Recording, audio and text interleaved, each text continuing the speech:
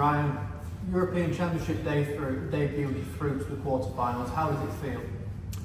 Yeah, I feel a little bit lucky to win that game because the performance wasn't really very good. A lot of my darts at treble 20 were hitting the wire and they just weren't getting the right side. And when I finally did start to hit the treble, the next two darts were wayward as well, so I was only scoring hundreds, and I got a little bit frustrated during the match with the scoring side of the game, but I had to rely on Martin missing a lot of doubles. But when he did, I was there to punish him, and I thought I did a good job of that. When you do get frustrated midway through a match, how do you try and keep composed and make sure it doesn't affect other parts of the game? Well, it's one of them things. I mean, I'm not used to getting frustrated in games with the scoring that I'm used to it now. So I think what I do is I just say, look, this is not working, try something else. Try and throw the darts a little bit harder, or hold the dart a bit light. Try something different, because if you're only scoring 60 and 59 at this level, you're going to lose, you know. So I think in certain points of the game, the pressure sort of it was varied throughout the game. Sometimes I felt in control of the game, and then the next time I'm thinking, wow, Martin's coming back here because I've let him in, I've had a couple of bad legs. And sometimes you need to change your throw midway through the game to combat the pressure that you're feeling, because you have a tendency to grip the dart a little bit too tight and drag it lower when you're under pressure. So I have to keep telling myself through the game, just relax and just throw them like you're prone in practice and don't think about it too much. And throughout the game I try to keep telling myself that, and that's why my form in the game looked a bit like like a heart monitor, up and down, up and down, up and down. But the finishing was there all the way through, and that was what won me the game. At what point did you feel like, I've got him in? I think it was like a 76, I think it was, where he was waiting on a double, you took it out on double 18 and you gave a little bit of a finger point. Was that the real turning point, do you feel, where you broke his spirit?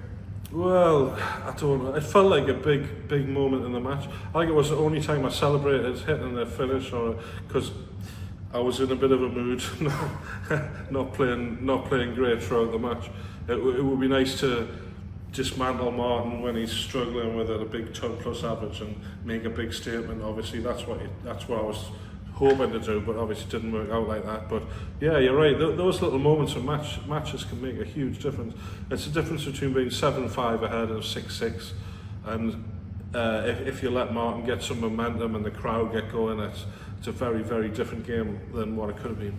Speaking of the crowd, we know Martin is hugely popular here in Germany, but you managed to keep them quiet for a large part of that match.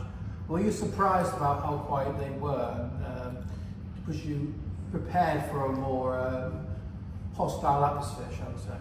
Yeah, I had prepared for a hostile atmosphere. Obviously, I've played Martin a couple of times before on the Euro Tour, and I know in Germany, and I know what the crowd's like. It's that's the way it is. But I didn't think they kept that quiet. I could hear them all the way through the game. Don't you worry about that. Every time you hit a treble 20, there's a loud roar, and I heard every treble 20 hit. But I was expecting it. So if you're expecting it, I think you can cope with it better than if it's your first time, you're not prepared for it. Yeah. Thank you, Ryan, well done today. Thank you. Ryan, congratulations. Your finishing again was really phenomenal. Nearly in every shot, you got the feeling, okay, you take that out. How much effort, how much work do you put in that part of your game regularly? Yeah, well, when I practice at home, that's pretty much all I practice, really. I don't spend a lot of time practicing the treble 20, as you can probably tell from the erratic form that I have with scoring. But I'm pleased that I'm good at finishing. I think it's the most important part of the game at darts. I think you can win any match you play with any average if you can hit those doubles every single chance you get. If you can take it out, you can beat anybody in the world, and that's been my philosophy ever since I joined the PDC, to concentrate on being really good at that part of the game. And I'm pleased that all that hard work has paid off, because obviously the statistics show that I'm one of the best in the world at that part of the game. Even tops worked in some equations, so what was that the confidence then you had checking out all those numbers before? I have been putting a lot of work in to be better at double top, because it's, sometimes if I have 3 darts at double top, I'd rather hit a big 8 than have 2 darts at double 16. But I think that doesn't look good on the TV if you're doing that. I think a professional dart player should be competent at every single segment on the board. So I've really started last year or so, I've tried to improve that part of my game, and even on the floor on the Pro Tour, my double top hitting's been much better this year than previous years. Interesting, because it felt like your opponent was completely focused on one part of doubling, tops, 10s, 5s, which didn't do any good. No, it didn't. He did miss a lot. I don't think he did hit a couple of darts to win legs on double top, but compared to the previous match where he won, I think he was faultless on double top. So you can't blame him for expecting to just follow up on that today. Obviously, he'd be disappointed it didn't work out for him today on those double-ins, but the first match I watched him play Dave Chisnell, and after the first couple of legs, his finishing was absolutely faultless. He was 1 dart at double top every time.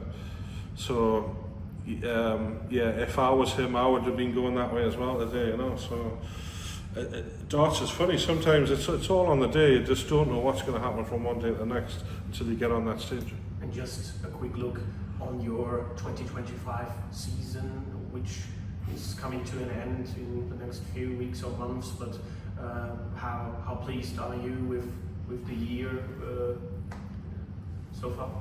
Well, it's been an unusual year. I've had my best ever performance on the Euro Tours, but I've had one of my worst performances in the Players Championships. I think I'm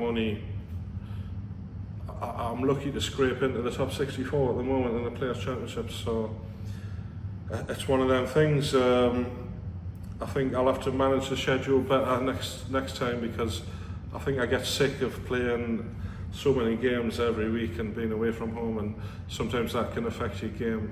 So maybe I'll look to manage the schedule better next year, because there's so many competitions to play. It seems like you only have one day a week at home. That's tough.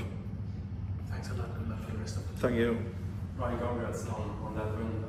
I think it was interesting, like a year ago in the World Championships, you spoke very openly about your approach and your career.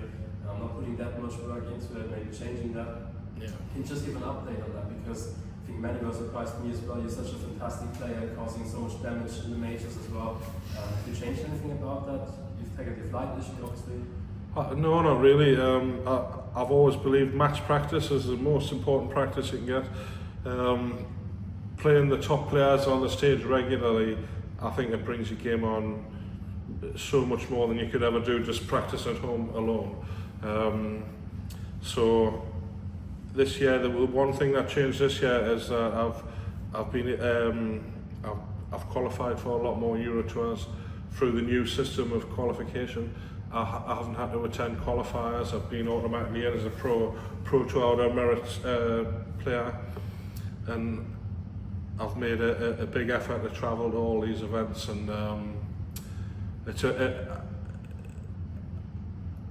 I think the amount of extra practice you get on the stage against you're playing top players all the time. In the Euro Tour, you're guaranteed you're going to be playing the really tough players all the way through if you want to get to the final. And I think having that experience is going to be massive moving forward, especially next year with a huge increase in the prize money. I feel like I'm in a good position to have a big push next year and try and do as well as possible, really. Speaking about that, having a big push, also having a stage experience this year, what are your goals? Can you go into that a bit into detail for this year, next month, but also next year? Yeah, I haven't set no goals, no targets. I've always approached it in the same way, just 3 darts at a time. Once you walk on the stage, just concentrate on the next 3 darts. If you've had a bad visit, try and think about why it was bad and say, okay, next visit, throw them better, or make sure you follow through properly, things like that. And I just keep that thing, just next 3 darts is all that matters. And I'll take the same attitude into the game, the next game in this event as well. I'm not thinking it past the next 3 darts. Thanks, Martin. Okay.